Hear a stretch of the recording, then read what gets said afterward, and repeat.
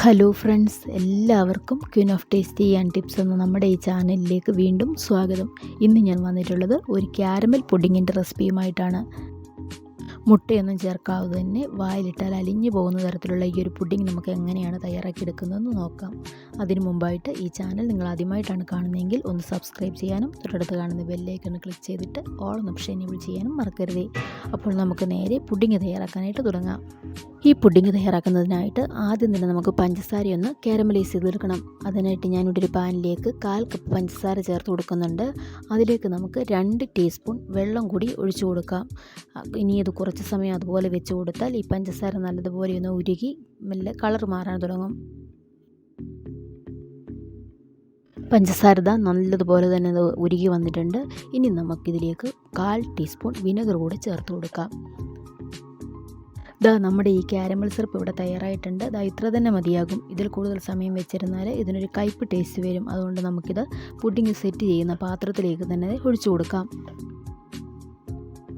അങ്ങനെ നമ്മുടെ caramel syrup ഇവിടെ തയ്യാറായി. ഈ ഒരു കൺസിസ്റ്റൻസിയിലാണ് നമുക്ക് കിട്ടേണ്ടത്. ഇനി നമുക്ക് പുഡിംഗ് തയ്യാറാക്കാനായിട്ട് തുടങ്ങാം. അതിനായിട്ട് ആദ്യം തന്നെ നമുക്ക് കസ്റ്റാർഡ് പൗഡർ പാലിലൊന്ന് കലക്കി വെക്കണം. അതിനായിട്ടൊരു ബൗളിലേക്ക് 1/4 കപ്പ് പാൽ ഒഴിച്ചു കൊടുത്തിട്ടുണ്ട്. ഇതിലേക്ക് നമുക്ക് 3 ടേബിൾ സ്പൂൺ കസ്റ്റാർഡ് പൗഡർ, അത് ഏത് ഫ്ലേവറിലുള്ളതായാലും കുഴപ്പമില്ല, അത് നമുക്ക് ചേർത്ത് കൊടുക്കാം.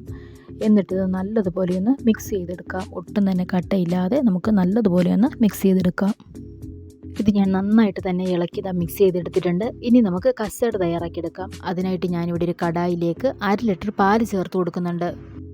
ഇതിലേക്ക് ഇനി നമുക്ക് 1/4 കപ്പ് പഞ്ചസാര ചേർത്ത് കൊടുക്കാം. എന്നിട്ട് ഇത് നല്ലതുപോലെ ഒന്ന് ഹൈ ഫ്ലെയിമിൽ വെച്ച് ഇളക്കി കൊടുത്ത് നമുക്ക് ഈ പാല് കുറച്ചൊന്ന് വറ്റിച്ചെടുക്കാം. പാല് നല്ലതുപോലെ ഒന്ന് തിളച്ച് വറ്റി വന്നിട്ടുണ്ട്. ഇത്ര തന്നെ മതിയാകും. ഇനി നമുക്കിതിലേക്ക് കലക്കി വെച്ചിരിക്കുന്ന കസ്റ്റാർഡ് ഒന്ന് ഇളക്കിയതിന് ശേഷം ഇതിലേക്ക് ചേർത്ത് കൊടുക്കാം. എന്നിട്ട് പെട്ടെന്ന് തന്നെ ഇത് കൈയെടുക്കാതെ നല്ലതുപോലെ ചെറിയ തീയിൽ വെച്ച് ഇനി ഇളക്കി കൊടുക്കണം. അപ്പോഴത്തേക്ക് കസ്റ്റാർഡ് നല്ലതുപോലെ വെന്ത് ഒന്ന് കുറുകി വരും.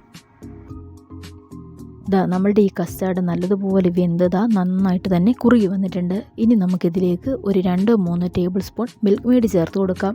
ഇതൊക്കെ നമുക്ക് നമ്മളുടെ ഇഷ്ടത്തിനനുസരിച്ച് ചേർത്ത് കൊടുക്കാം. ഇത് ചേർത്തില്ലെങ്കിലും കുഴപ്പമില്ല, ചേർത്ത് കൊടുത്താൽ കൂടുതൽ ടേസ്റ്റ് കിട്ടും.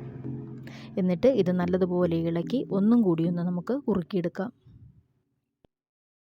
അങ്ങനെ ചെറിയ തീയിലിട്ട് ഇത് കൈയെടുക്കാതെ ഇളക്കി കൊടുത്ത് നമ്മുടെ ഈ കസ്റ്റാർഡ് നല്ലതുപോലെ തന്നെ കുറുകി വന്നിട്ടുണ്ട്. ഈ ഒരു പരുവത്തിൽ വേണം നമുക്കിത് കിട്ടാൻ വേണ്ടിയിട്ട്. ഇനി ഇത് നമുക്ക് നേരത്തെ തയ്യാറാക്കി വെച്ചിരിക്കുന്ന ആ ബൗളിലേക്ക് ഒഴിച്ചു കൊടുക്കാം. എന്നിട്ടിത് നല്ലതുപോലെ ഒന്ന് തണുക്കാനായിട്ട് മാറ്റി വെക്കാം. ചൂടാറിയതിന് ശേഷം നമുക്കിത് ഫ്രിഡ്ജിൽ വെച്ച് നല്ലതുപോലെ ഒന്ന് തണുപ്പിച്ചെടുക്കാം. അതിന് ശേഷം ഇത് സെർവ് ചെയ്യാം. അങ്ങനെ വളരെ എളുപ്പത്തിൽ തന്നെ തയ്യാറാക്കിയെടുക്കാൻ പറ്റുന്ന നല്ല ടേസ്റ്റി ആയിട്ടുള്ള വായിലിട്ടാൽ അലിഞ്ഞു പോകുന്ന തരത്തിലുള്ള ഈ ഒരു പുഡിങ് കുട്ടികൾക്കൊക്കെ തീർച്ചയായിട്ടും ഇഷ്ടപ്പെടും.